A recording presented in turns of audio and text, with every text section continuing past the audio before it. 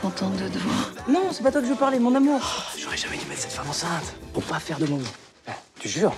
C'est l'histoire d'un gars qui, à l'âge de 20 ans, en fait, s'appelle Diego Costa, a pris un surnom, Fonzi, et pour offrir un voyage à Venise, un dernier voyage à toute sa famille, il a trouvé une idée délirante, c'est d'aller vendre son sperme dans une clinique pour un protocole de recherche sur la fertilité. 20 ans plus tard, il y a un avocat qui vient me voir et qui me dit... De 1988 à 1990, vous avez fait 693 dons de sperme sous le nom de Fonzi. Vous êtes le géniteur de 533 enfants, dont 142 veulent connaître votre identité.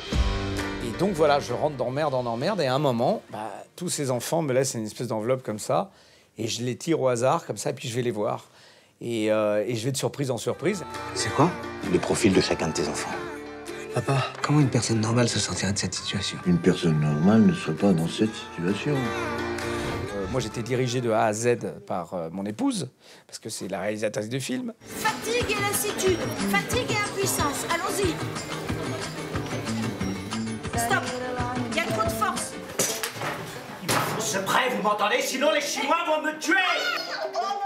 Elle est vachement bien cette Et elle me dit, écoute, il y en a marre des rôles de testostérone, je veux que tu sois dans la bonté, la tendresse, ce que tu es dans la vie au quotidien avec tes enfants et tout ça.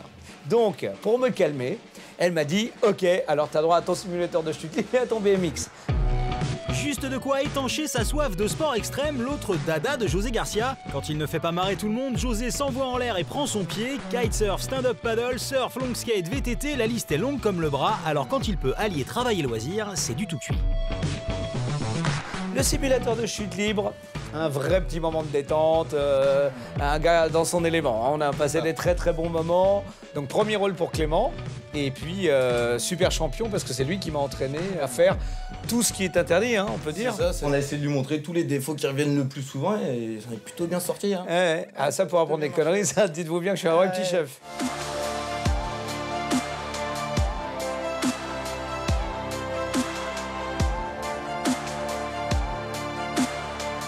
Le BMX, c'était une petite erreur de ma part. Parce que le BMX, il faut commencer jeune et terminer jeune. Raphaël Chiquet a été extraordinaire, mais alors, putain, qu'est-ce que j'ai morflé. Putain, le moindre taquet en BMX. Et puis, c'est super impressionnant.